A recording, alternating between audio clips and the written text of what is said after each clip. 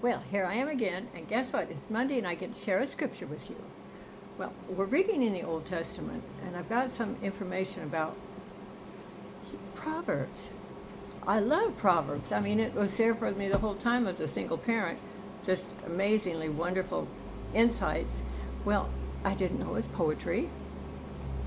That's because we're used to poetry that rhymes, and it doesn't. So, by the way, I'm learning this, so I'm reading it, okay?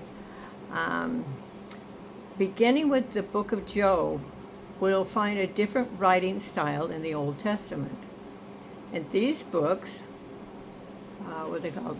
From Job and Psalms and Proverbs and even Isaiah, Jeremiah, and Amos.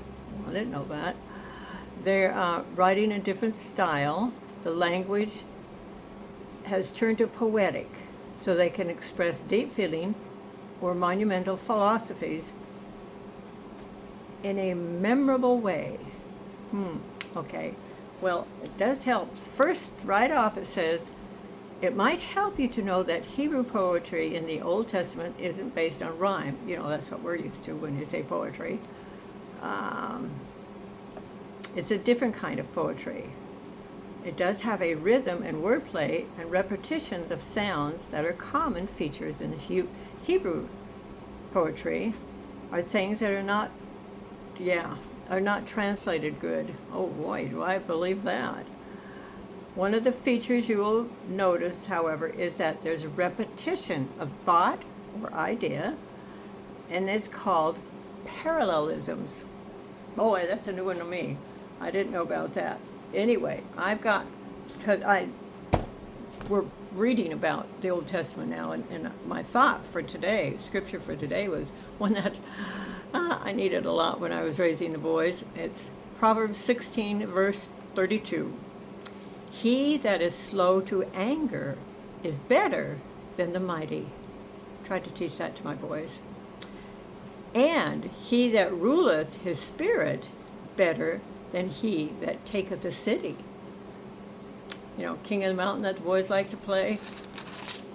But basically, that always brought me back to my favorite. I mean, I like to talk about don't get angry. It's better not to.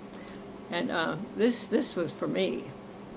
A soft answer turneth away wrath, but grievous words stir up anger. Oh my goodness, how did I not see that with all those kids around? Yeah, that's true. So anyway, thank you for listening to me as I talk a bit about the scriptures that I'm reading. And now it's time to be reading in Smile Mile. Let's see what we've got Ella and Thomas doing today.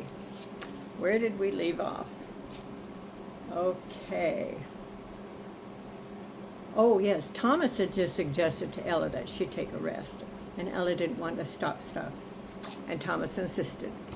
So Thomas finds a nice pile of rocks just off to the trail and has Ella rest there. Paul speaks up.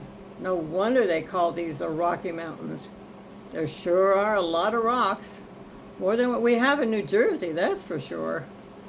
Ralph totally agrees and adds, Texas may be big, it's just more sandy than rocky. Well, we do have rocks, just not as much as this. Right now, Ella is focused on resting, and she doesn't say much. She just listens to the trees singing to her and watching the little forest critters. Thomas gives her 10 minutes then, and Bruce style announces, time to get moving on up the trail. Ella quickly gets up, and Thomas leads the way over to the fence line. He finds a post for their starting point, not missing 1 inch from where they stopped.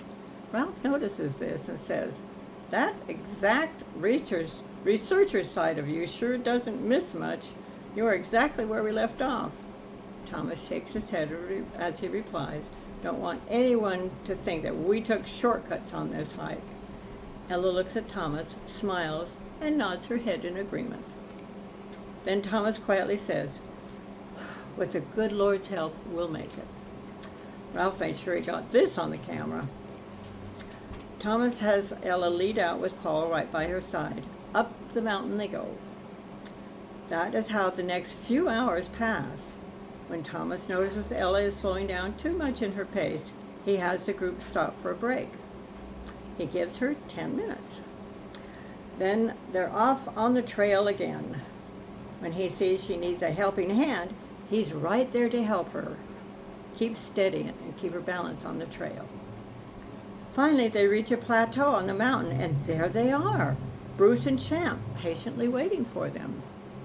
As the group draws near to Bruce, he encouragingly calls out, "Not bad for a group of greenhorns." Ralph quickly calls back, "You'd be very proud to know that your Thomas acted just like he was a Bruce." As she continues to climb toward Bruce, Ella glances back at Thomas and loudly agrees. And wonderful that was. When they get to the plateau, Bruce already has Ella's chair set up for her. She passes the chair and goes right to Champ. She gives him a hug and a snuggle and a pat on the nose. Then she turns back, takes off her backpack, and with a sigh, sits down to rest. The men find a place to sit and rest also. The steep mountain has become a large, level area of land. The trees are less than a few feet from them on both sides of the fence and are still singing a happy song in the gentle breeze for all who want to listen. The rocky path hasn't changed a bit from the uphill trail to the level area. Ella can see some squirrels scampering around from tree to tree with their playful style. She sees a few rabbits playing hide and seek with each other. Well, it kind of looks like that anyway. Looking off to her left, Ella sighs. Not her drama queen sigh, just a tired, simple sigh, and says, "More mountains to go up?" Bruce comforts her, "Not today. That will be tomorrow's task." Thomas is surprised and asks, It's only about lunchtime. Why are we stopping here?" Bruce knowingly says, "Well, actually, we should have made it these last 3 miles to the corner post to here yesterday. That's what the storm kind of threw us off." Ella quietly says, "And that outcropping, that took a lot of time." Everyone agrees with that. Then Bruce continues, "Your Uncle Charlie wants you two to spend the night at High Meadow." Thomas quickly realizes that and says, "That's right. You told me that the other night." Then Bruce explains that they need to turn south to get to the High Meadow for the night. It's over a mile through the forest to reach the meadow.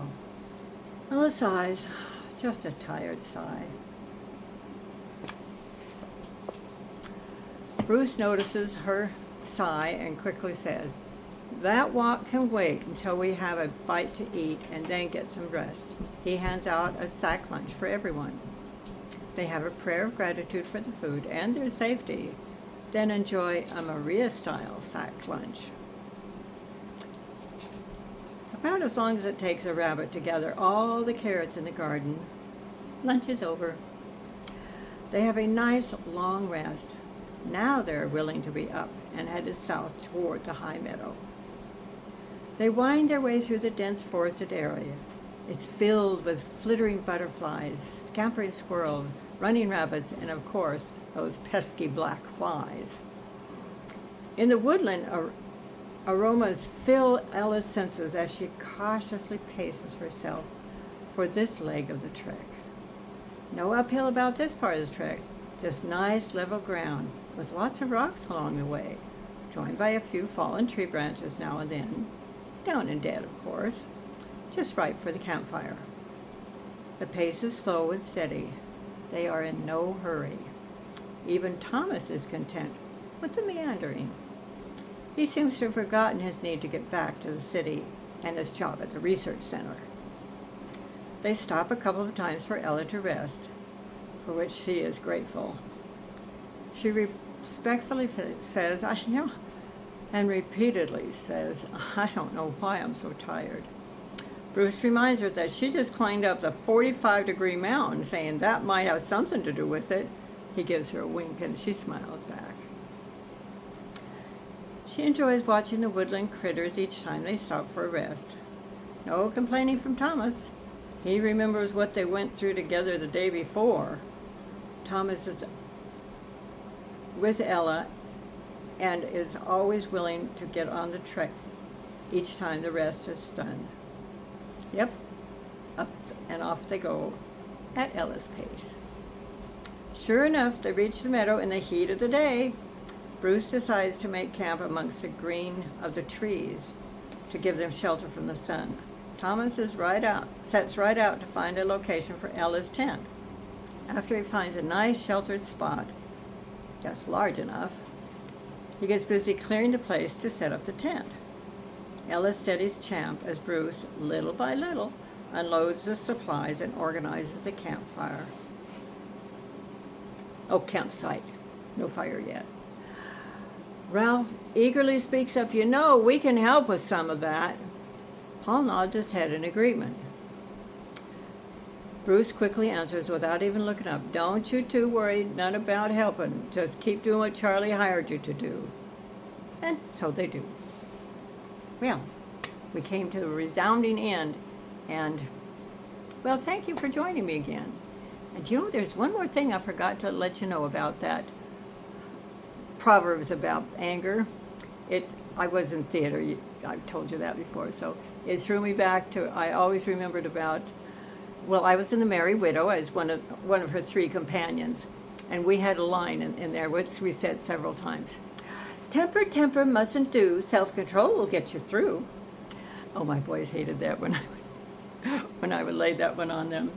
Well, anyway, thanks for joining me, and I trust you're going to have a delightful day as you too go about striving to do what Jesus would do. Well, bye-bye for now. Love hugs from Grama Jean.